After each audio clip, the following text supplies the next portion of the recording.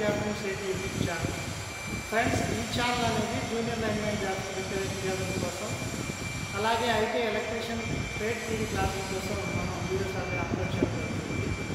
So last క్లాస్లో మనం 3-phase transformer windings చెప్పుకున్నాము.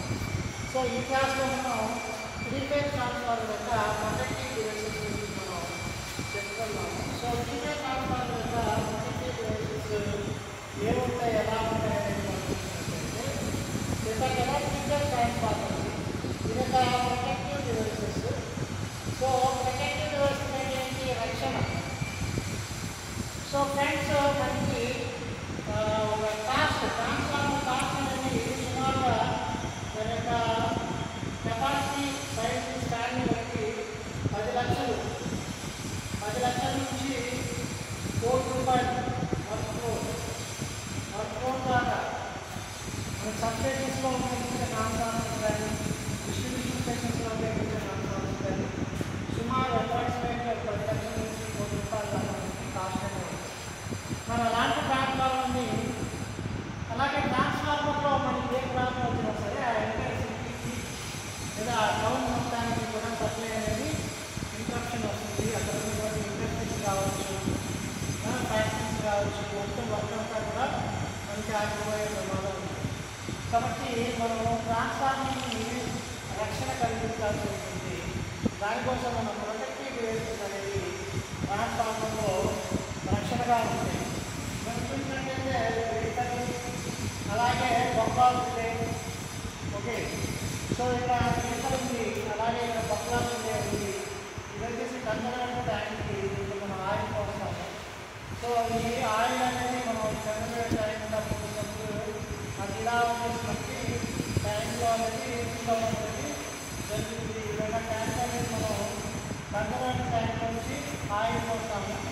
అప్పుడు ట్రాన్స్ఫార్మర్ యొక్క కంటైనర్లో ఆయిల్ పోస్తుంది. సో ఆల్రెడీ మనం మరినప్పుడు అది రిప్లేస్ చేస్తాము. సో ఇది వచ్చేసి మనకి cooling tubes. So cooling tubes మనం ఏం చేస్తాం, హాట్ ఆయిల్ అనేది ఈ ట్యూబ్లోకి వచ్చేసి డ్రైలో ఉన్నటువంటి ఎయిర్లో కొలాబరేట్ అయ్యి కూలింగ్ అవుతుంది. సో గాలిలో ఏమవుతుంది, ఈ ఆయిల్ అనేది కూల్ అయిపోయి ఆ కూల్ అయినటువంటి ఆయిల్ బట్టి ట్యాంక్లో సర్క్యులేట్ అవుతుంది. అలాగే ఎక్స్ప్లోజన్ వంటి అంటే మనకి ట్రాన్స్ఫార్మర్లో వచ్చినటువంటి గ్యాసెస్, ఏదైతే గ్యాసెస్ ఉంటాయో, సో ఈ గ్యాసెస్ అనేవి ఈ ఎక్స్ప్లోజన్ వెంట నుంచి ఇలాగా మనకి బయటకు వచ్చేస్తూ ఉంటుంది. ఈ ఎక్స్ప్లోజన్ వెంట అనేది ఒక కైండ్ ఆఫ్ ఓపెన్ అనమాట. చిన్న హోల్ లాగా ఉంటుంది, అక్కడ నుంచి మనకి బయట గ్యాసెస్ పైప్ సెటప్ ఉంటుంది. సో ఈ ఎక్స్ప్లోజన్ వెంట లేకపోతే అది బాగుంటుంది. మనకి గ్యాసెస్ అనేది ప్రెజర్ అనేది బిల్డప్ పోయి ట్రాన్స్ఫార్మర్ బ్లాక్ చేయడానికి అవకాశం ఉంది. సో ఈ ఎక్స్ప్లోజన్ వెంట మనకి గ్యాసెస్ అనేది బయటకు వస్తుంది. అలాగే మీరు వచ్చినప్పుడు టెంపరేచర్ ప్లేస్ ఉంటుంది.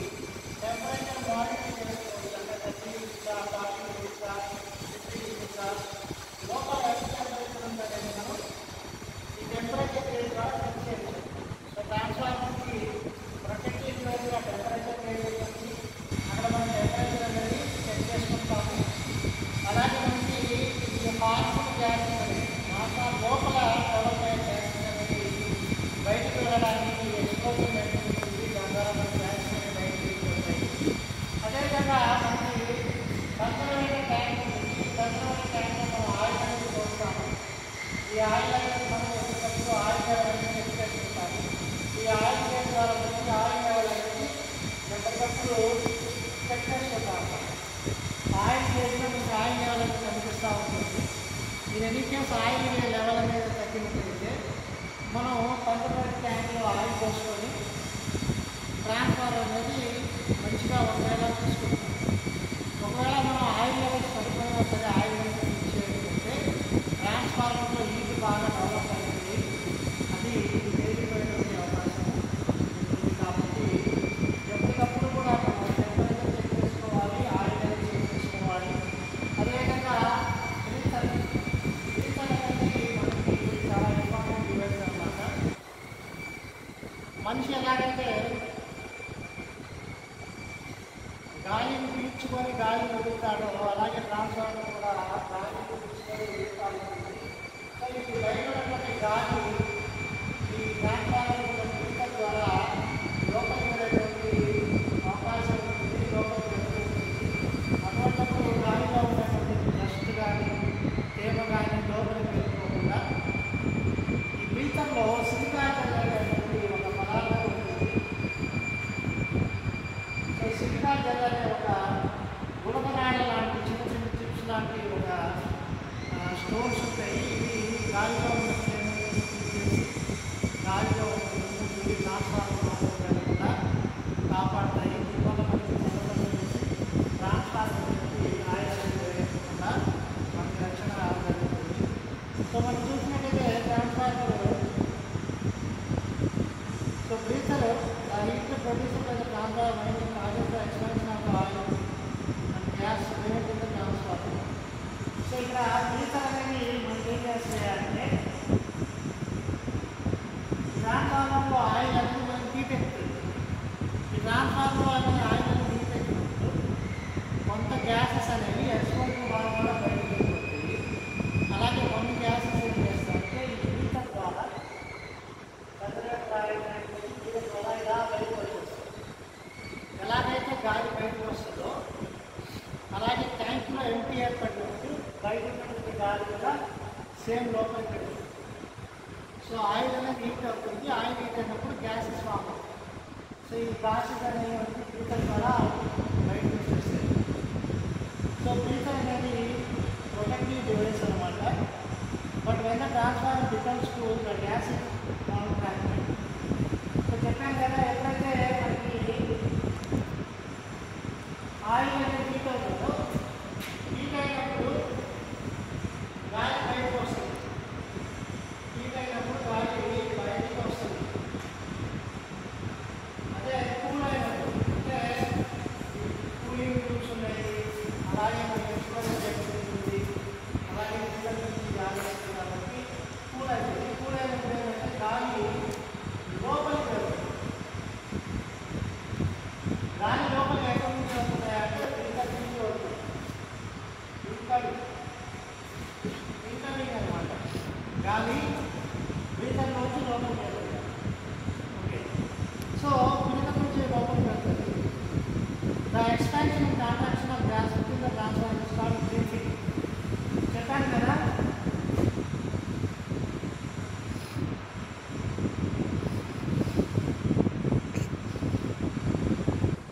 ఎలాగైతే మనిషి ఊపిరి పీల్చుకొని ఊపిరి వదిలి పెడతాడో అదేవిధంగా ట్రాన్స్ఫార్మర్ లోపల ఆయిల్ అనేది హీట్ అవుతుంది, కూల్ అవుతుంది, హీట్ అవుతుంది, కూల్ అవుతుంది.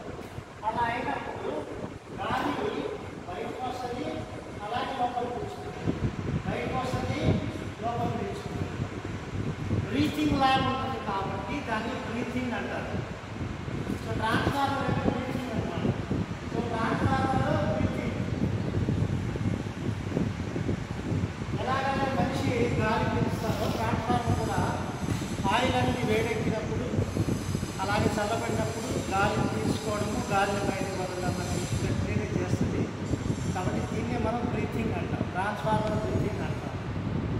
సో దానికోసమే మనం బ్రీతర్ వాడతాము. సో దీనికోసం మనం వాడుతున్నాం కాబట్టి దాన్ని బ్రీతర్ అంటాం. సో ఈ బ్రీతర్లో వాడే సన్నపాటి గురికరాలని వస్తువులు సిలికా జెల్ చూస్తూ ఉంటాము. మనకి జూనియర్ లైన్మెంట్ ఎగ్జామ్స్లో అలాగే మనకి ఐటీ ఎగ్జామ్స్లో చాలా సార్లు ముఖ్యంగా రావడం జరుగుతుంది. రాష్ట్రాలుగా బ్రీతర్లో వాడే పదార్థం సిలికా జెల్ అనే ఆప్షన్ మనం ఇవ్వవచ్చు. So during this action, moisture can enter the transfer of atmosphere in the reduction of the atmosphere. So ఇప్పటికప్పుడు మనము ఈ బయట నుంచి పోగొట్టే గాలిలో తేమ ఉంటుంది. పర్టికులర్గా మనం వర్షాకాలంలో అలాగే చలికాలంలో మంచు ప్రభావం గాలిలో తేమ శాతం ఎక్కువ. సో ఈ గాలిలో ఉన్న తేమ లేదా వాటర్ డైరెక్ట్గా ట్రాన్స్ఫార్మర్ తీసుకొస్తే ఆయిల్ అనేది పొల్యూట్ అవుతుంది, ఆయిల్ పాడైంది. సో అందుకని ఏం చేస్తుంటే రాయి ఇది మనకి ఎలాగైతే సిలికా స్పాంజి తేమను ఎలా పీల్చుకుంటుందో ఆ మాదిరి తేమని ఫీల్ చేసుకుంటుంది. ఫీల్ చేసుకొని ప్యూర్ ఎయిర్ అనేది లోపలికి పంపిస్తుంది, సర్క్యులేట్ చేస్తుంది. ఇది మనకి ఫ్యూచర్ ఉన్నటువంటి ఇంపార్టెన్స్. అలాగే దీనికి కాల్షియం క్లోరైడ్ సిలికా జెల్ అనేది కూడా వాడతారు. దీనికి కాల్షియం క్లోరైడ్ వాడతారు. కాల్షియం క్లోరైడ్ సిలికా జెల్ కూడా అంటారు. మీకు కనుక సిలికా జెల్ అనే ఆప్షన్ ఇవ్వకుండా కాల్షియం క్లోరైడ్ అనే ఆప్షన్ ఇస్తే కనుక మీరు కాల్షియం క్లోరైడ్ అనే ఆప్షన్ చూస్ చేసుకోవాల్సి ఉంటుంది. సో రెండు రైటే, సిలికా జెల్ అయినా వాడతారు, కాల్షియం క్లోరైడ్ అయినా సరే మనకి వాడుతూ ఉంటారు. సో తర్వాత కన్జర్వేటివ్ కనుక మనం చూసినట్లయితే కన్జర్వేటివ్ ట్యాంక్ అనేది మనకు ఒక ఆయిల్ డ్రమ్ లాంటిది. దీంట్లో మనం ఆయిల్ అనేది పోస్తాము.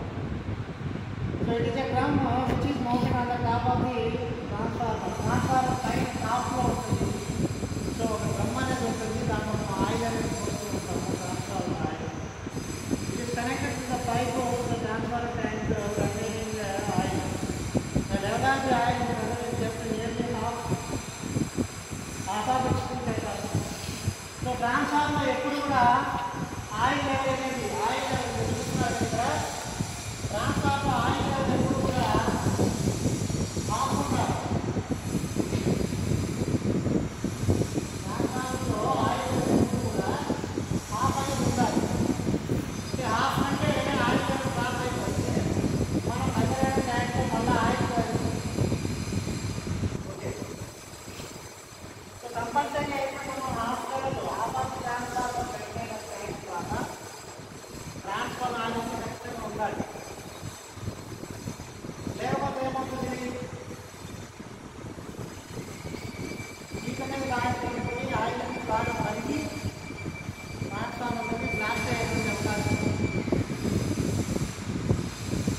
టెంపరేచర్ పెట్టినప్పుడు మనం కొలుస్తూ ఉంటాము.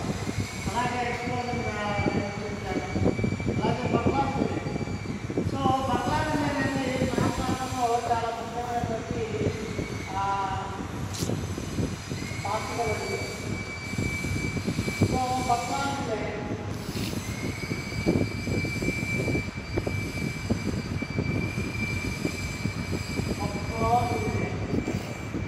సో బర్లాడ్ అనేది చాలా ఇంపార్టెంట్ వస్తుంది. ఇది short of automatic circuit breaker. So ఇది ఒక సర్క్యూట్ బ్రేకర్ అనమాట. సో ఇది మనకు ఒక సర్క్యూట్ బ్రేకర్. మనకు తెలిసి సర్క్యూట్ బ్రేకర్ ఏం చేస్తుందో, సర్క్యూట్ బ్రేకర్ అనేది మనకి ఆ వస్తువులో ఏదైనా షార్ట్ సర్క్యూట్ కానీ ఓవర్లోడ్ కానీ టెంపరేచర్ బాగా పెరిగిపోవడం కానీ జరిగినప్పుడు అది సర్క్యూట్ని ట్రిప్ అయ్యేలా చేస్తుంది. అది దాని ఫంక్షన్, బక్లా రిలే యొక్క ఫంక్షన్. సో ఇది ఒక kind of circuit breaker which is trips off the circuit transformer circuit in case winding is earthed due to insulation break down or short circuit or development of future. So మనకి ఏం చేస్తే అంటే మనకి transformer short circuit అయినా transformer short circuit అయినా లేదా over heat వచ్చినా అలాగే ఓవర్ లోడ్ అయినా ఇది ట్రిప్ అయిపోతుంది. ఇది మొత్తం ట్రాన్స్ఫార్మర్ సర్క్యూట్ని ట్రిప్ చేసేస్తుంది ఆటోమేటిక్గా. అది బక్లాజిల్ యొక్క ఇంపార్టెన్స్ అనమాట. అంటే మనకి విరిగి పడ్డప్పుడు కానీ ఓవర్ వోల్టేజ్ వస్తూ ఉంటుంది, అలాగే ఒకసారి ఓవర్ లోడ్ పడుతూ ఉంటుంది. అటువంటిప్పుడు మనకి ఏం చేస్తారంటే ఈ బక్లాజిల్ అనేది సర్క్యూట్ బ్రేకర్ లాగా చేసి మనకి ట్రిప్ అయిపోతుంది. ట్రిప్ అయిపోతే మనకి అది పేరుకోకుండా ఉంటుంది. మళ్ళీ మనం చూసుకొని దాంట్లో వాల్టేజ్ వచ్చింది ఎంత జరిగింది చూసుకొని మళ్ళీ నార్మల్ స్టేజ్కి వచ్చినాక కండిషన్ తీసుకొచ్చినాక మళ్ళీ మనం ఆ ట్రాన్స్ఫార్మర్ను ఆపరేట్ చేయాల్సి ఉంటుంది. సో ఈ విధంగా మనకి బక్లాజిల్ అనేది పనిచేస్తుంది. సో ఫ్రెండ్స్, మీరు చూస్తున్నారు ఐటీ జాబ్ యూట్యూబ్ ఛానల్. నా వీడియోస్ మీకు నచ్చినట్లయితే లైక్ చేయండి, కామెంట్ చేయండి, సబ్స్క్రైబ్ చేయండి friends. This is Gopinath signing.